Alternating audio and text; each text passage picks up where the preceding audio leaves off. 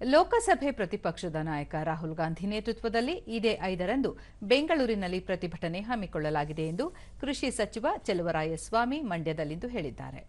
ಈ ವೇಳೆ ಮುಖ್ಯಮಂತ್ರಿ ಸಿದ್ದರಾಮಯ್ಯ, ಉಪಮುಖ್ಯಮಂತ್ರಿ ಡಿಕೆ ಶಿವಕುಮಾರ್, ರಾಜ್ಯ ಉಸ್ತುವಾರಿ ರಣಧೀರ್ ಸುರ್ಜೇವಾಲಾ, ಕಾಂಗ್ರೆಸ್ ಪ್ರಧಾನ ಕಾರ್ಯದರ್ಶಿ ಕೆಸಿ ವೇಣುಗೋಪಾಲ್ ಸೇರಿದಂತೆ ಹಲವು ನಾಯಕರು ಭಾಗಿಯಾಗಲಿದ್ದಾರೆ ಎಂದು ತಿಳಿಸಿದರು. ರಾಜ್ಯದಲ್ಲಿ ರಸಗೊಬ್ಬರ ಕೊರತೆ ಇದ್ದು ಇದನ್ನು ನಿವಾರಿಸಲು ಕೇಂದ್ರದಿಂದ ರಾಜ್ಯಕ್ಕೆ ಹೆಚ್ಚಿನ ಪ್ರಮಾಣದ ರಸಗೊಬ್ಬರ ನೀಡುವಂತೆ ಮನವಿ ಮಾಡಲಾಗಿದೆ ಎಂದು ಹೇಳಿದರು.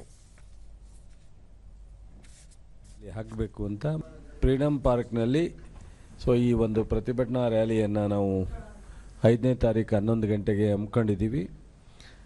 ರಾಹುಲ್ ಗಾಂಧಿಯವರು ಭಾಗವಹಿಸ್ತಾ ಇದ್ದಾರೆ, ವೇಣುಗೋಪಾಲು ಸುರ್ಜೇವಾಲಾ ಬರ್ತಾರೆ. ರಾಷ್ಟ್ರ ಮಟ್ಟದಲ್ಲಿ ರಾಜ್ಯದಲ್ಲಿ ನಿಮಗೆ ಗೊತ್ತಿದ್ದಂಗೆ ಮುಖ್ಯಮಂತ್ರಿಯವರು, ಉಪಮುಖ್ಯಮಂತ್ರಿಯವರು, ಪಕ್ಷದ ಅಧ್ಯಕ್ಷರು, ಇನ್ನಿತರೆ ಸಚಿವರು, ಪಕ್ಷದ ಎಲ್ಲ ಮುಖಂಡರುಗಳು ಬರ್ತಾರೆ. ಗೊಬ್ಬರ ಸಮಸ್ಯೆ ಇದೆ.